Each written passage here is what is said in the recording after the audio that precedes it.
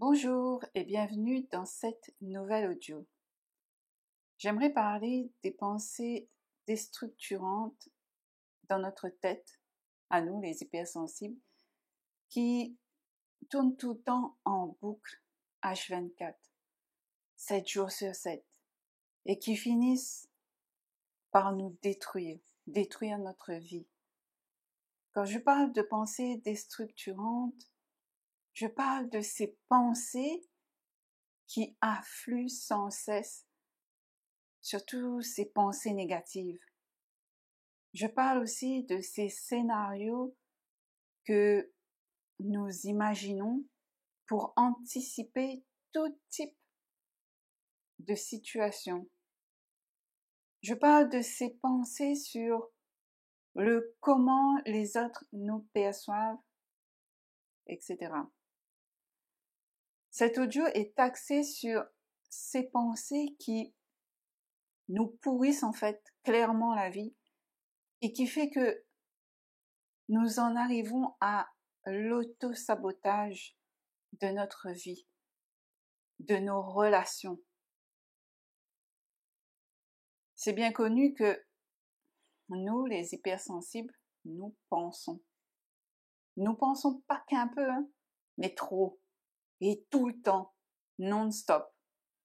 Nous réfléchissons beaucoup.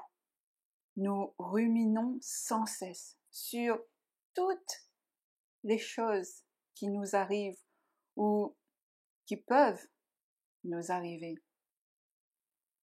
Ces pensées ont un tel pouvoir sur nous que nous n'arrivons plus à percevoir ce qui est réel de ce qui est imaginaire. On se fait des films encore et tout le temps dans notre tête. Souvent, ce sont nos pensées qui nous font peur plus que ce qui va concrètement se passer dans la réalité.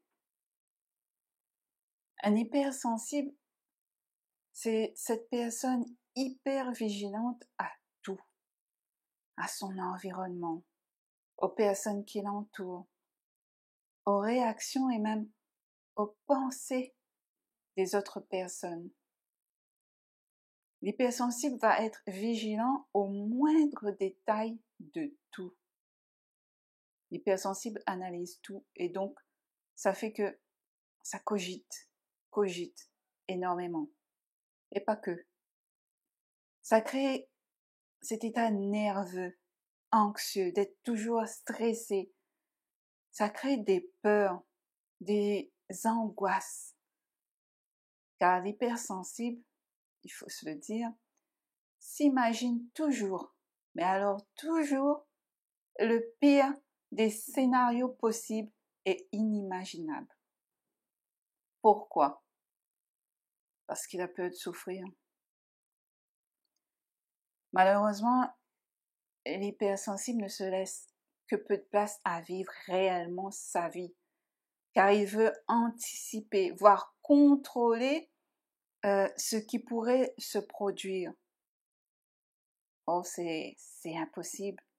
Et c'est s'épuiser énergétiquement, voire physiquement et moralement. Après, ce n'est pas tous les hypersensibles qui sont comme ça, et tant mieux si ça ne vous parle pas. Je parle de ce que je connais, de ce que je remarque aussi chez certaines personnes hypersensibles comme moi. Donc, je n'en fais pas une généralité. Pour se protéger, on a tendance à suranalyser, surinterpréter les choses, surinterpréter ce que l'on perçoit. Exemple, on va penser qu'une personne pense ça de nous, alors que c'est sûrement pas vrai. Même si, je l'avoue, l'hypersensible a ce côté très intuitif qui ne le trompe jamais. Surtout quand il est bien ancré dans son corps. L'hypersensible va s'imaginer des situations qui ne vont, dans la plupart du temps, ne jamais être comme il l'avait anticipé.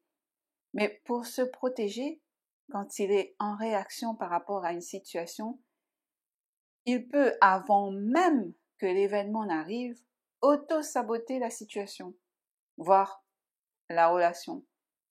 Car il y a eu toutes ces pensées déstructurantes en amont.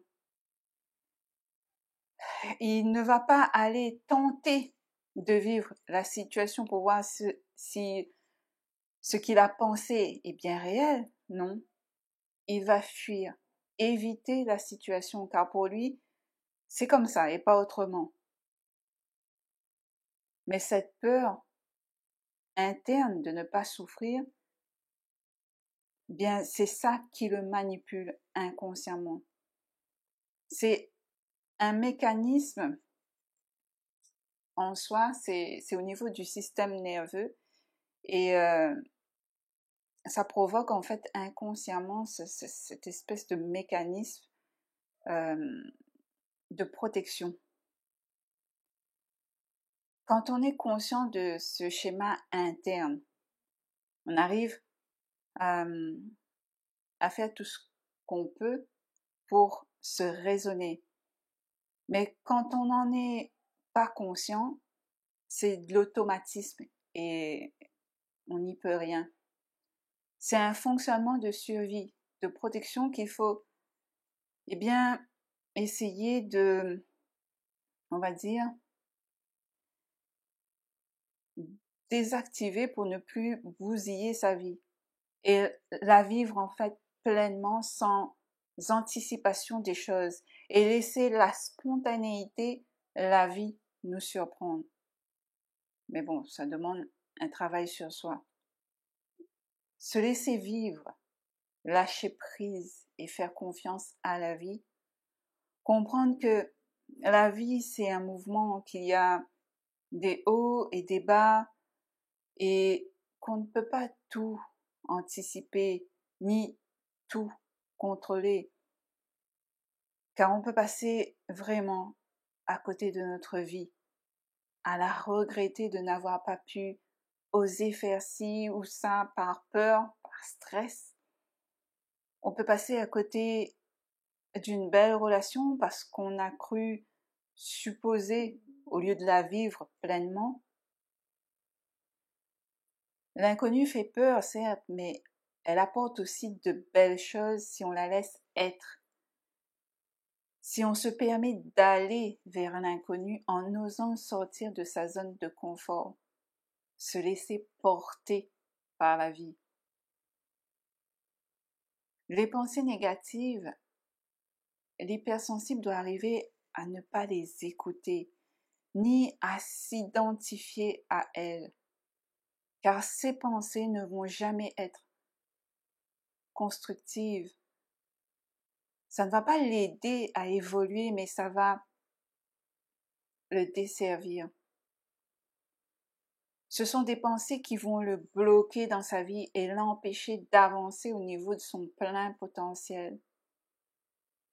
À croire ces pensées déstructurantes, l'hypersensible peut vite se dévaloriser, se croire qu'il ne vaut pas la peine, qu'il n'a pas sa place dans cette vie, qu'il est bon à rien, qu'il n'arrive pas à faire les choses alors que c'est faux. À noter aussi que ces pensées proviennent également de ce qu'il s'est en fait toujours entendu dire de la part de son entourage, qu'il est trop ci, qu'il est trop ça, pas assez ci, pas assez ça. C'est tout ce méli-mélo mental de croyances limitantes, de pensées négatives, d'injonctions faites et programmées en lui, qui fait que l'hypersensible n'avance pas et fait du surplace. Il doit arriver à s'ancrer déjà afin de faire le tri dans ses pensées, se rassurer, apaiser ses peurs et arrêter d'anticiper le futur de ressasser le passé et de vivre enfin à fond le moment présent. Et surtout, il faut qu'il accepte qu'il est hypersensible, qu'il accepte d'être différent, qu'il accepte sa particularité, sa vulnérabilité, ses émotions, qu'il s'accepte pleinement en fait.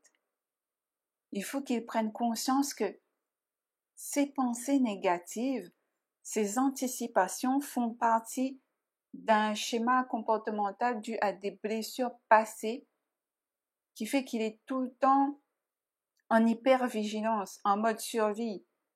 Et c'est comme ça que petit à petit, en ne nourrissant plus ce genre de pensées déstructurantes, qu'il va pouvoir en fait s'en libérer et enfin retrouver une forme de paix mentale et intérieure. Mais en tout cas, il faut essayer de sortir de sa tête et revenir dans son corps, donc l'ancrage, qui va aider dans ce processus de libération, de se défaire en fait de ces schémas de pensée négatives pour enfin vivre, on va dire, une vie plus épanouissante, afin de pouvoir créer cette connexion profonde et réelle dans les vraies relations sans avoir cette peur que quelque chose va se produire pour nous faire souffrir. L'hypersensible a beaucoup de capacités, de force intérieure qui malheureusement est bloquée car il s'empêche d'être lui-même à cause de ses pensées déstructurantes. Voilà, je vous dis à bientôt pour un autre sujet.